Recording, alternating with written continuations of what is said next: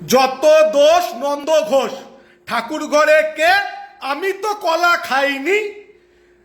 মাননীয় মুখ্যমন্ত্রী কালকে বনগাঁয় গলায় গামছা দিয়ে বলছেন, আমি হাত জড়ো করে বলছি, গলায় গামছা দিয়ে কেউ লোকাল নেতাদের বিশ্বাস করবেন না। কেন? এতদিন কি উনি জানতেন না যে ওনার লোকাল নেতারা কাটমানি খায়?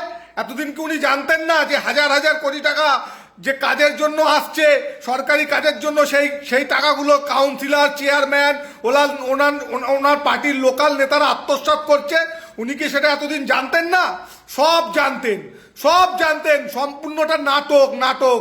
এখন কি বলছেন? গলায় গামছা দিয়ে লোকের কাছে হাত জোড়ো করে বলছি লোকাল নেতাদের বিশ্বাস করবেন না।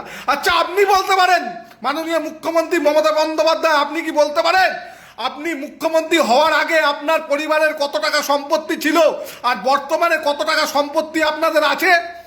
আপ টু এসপ্ল্যানেড, ধর্মতলা থেকে বেহালা পর্যন্ত বেটিয়া বুরুজ ধরে আপনাদের কত হাজার হাজার কোটি টাকার সম্পত্তি আপনারা এই গত 8-9 বছরে বানিয়েছেন? বলতে পারেন? আপনার সাহস আছে? আপনি স্টার আনন্দের সামনে এসে বলতে পারেন, হিসাব দিতে পারেন? আপনার ভাইরা স্প্লেন্ডার গাড়ি নিয়ে ঘুরতো, কাঠের গোলায় কাজ করতো, সাইকেল চালিয়ে ঘুরতো, এখন তারা অডি বিএমডাব্লিউ ছাড়া ঘোরে না। এত টাকা পেল কোথা থেকে? আপনি জানতেন না? একটা বাঁধাকপির ছবি এঁকে 1 কোটি টাকাতে সারদার মালিক কিনে নিয়েছে, আপনি কি সেটা জানতেন না? সব জানতেন। এখন আপনি নাটক করছেন, নাটক, নাটক করছেন। আপনার ভাইপো সামান্য একটা হার্ডওয়ার্সের দোকান থেকে 100 কোটি টাকার বাড়ি কি করে করে? সেখানে একটা সিঁড়ি 1 কোটি টাকার কি করে বসায়? আপনি এসব জানতেন না? আপনি সাধু। এখন বলছেন গলায় গামছা দিয়ে বলছি লোকাল নেতাদেরকেও বিশ্বাস করবেন না। আপনার ভাইপো যে সারা পশ্চিমবঙ্গ জুড়ে কয়লা পাচার, গরু পাচার, ইভেন বালি খাদান থেকে যেসব কালো টাকা আসে, সেসব আপনার ভাইপো যে সারা পশ্চিমবঙ্গ জুড়ে এইসব লুটপাটের রাজত্ব করে খাচ্ছে, আপনি কি সেটা জানতেন না? আপনি বুকে হাত দিয়ে বলতে পারেন আপনি এসব জানতেন না? আপনি ডাইরেক্ট, যদি ক্ষমতা থাকে, আপনি স্টার আনন্দে এসে ওপেন সাংবাদিক সম্মেলন করে বলুন, আপনার হিসাব দিন।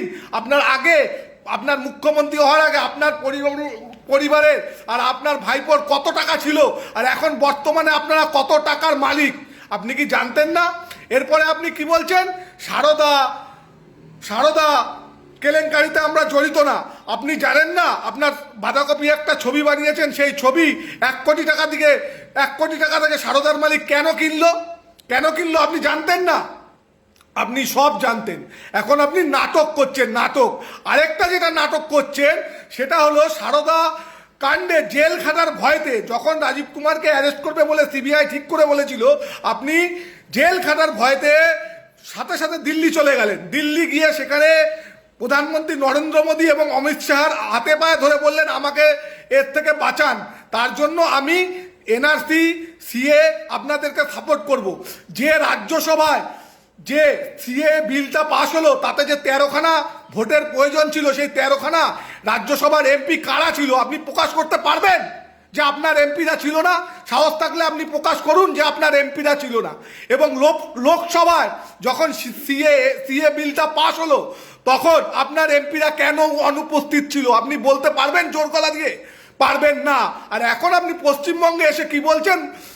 স্টেজে দাঁড়িয়ে আমার বুকের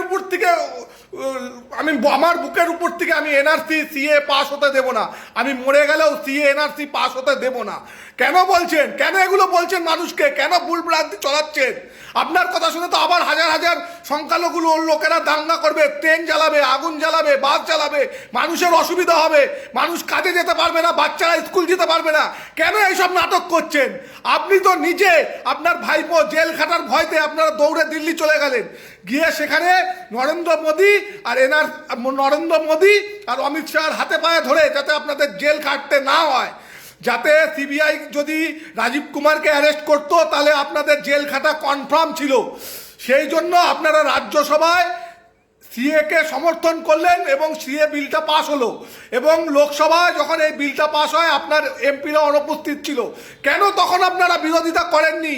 কেন আপনার সৎসাহস ছিল না?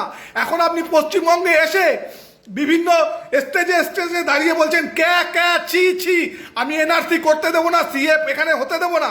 কেন এইসব ভুল ভ্রান্তি বলছেন মানুষকে? কেন মানুষকে উস্কাচ্ছেন? আপনার করে খেতে হবে, আপনি করে খান। কিন্তু যখন এইটা উস্কানিমূলক আপনার বক্তব্যে যখন সংখ্যালঘুরা একত্রিত হয়ে আবার ট্রেন চালাবে, বাস চালাবে, রাস্তায় নেমে গন্ডগোল করবে, বাচ্চারা স্কুল যেতে পারবে না, পুরো পশ্চিমবঙ্গটা 5 দিনের জন্য স্তব্ধ হয়ে যাবে, তার দায়িত্ব কি আপনি নেবেন? আপনি তো পুলিশকে তখন ছোট জগন্নাথ হয়ে বসে থাকতে বলবেন, কারণ আপনার সংখ্যালঘু ভোটের দরকার আছে, তাই আপনার করে খেতে হবে, আপনার সংখ্যালঘুর ভোটের দরকার আছে। আপনি বলছেন যে লোকাল নেতাদের গায়ে গলায় গামছা দিয়ে হাত জোড়ো করে বলছি, লোকাল নেতাদেরকেও বিশ্বাস করবেন না। আপনি এতদিন ঘুমাচ্ছিলেন? আপনি কি জানতেন না লোকাল নেতারা কাটমানি খাচ্ছে, যত সরকারি কাজের টাকা আসছে লোকাল নেতারা লুটে পুটে খাচ্ছে? আপনি জানতেন না? আপনার পরিবারের, আপনি মুখ্যমন্ত্রী হওয়ার আগে কত টাকার সম্পত্তি ছিল, আর এখন বর্তমানে আপনার পরিবারের কত টাকার সম্পত্তি আপনি জানেন না?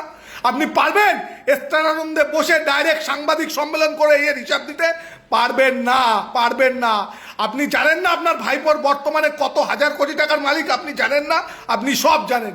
শুধু নাটক করে, মিথ্যা রটনা করে, মানুষকে বিভ্রান্ত করে, পশ্চিমবঙ্গটাকে উত্তপ্ত করে মানুষে দাঙ্গা বাঁধাবার চেষ্টা করেন না। নমস্কার, ধন্যবাদ, রাখলাম।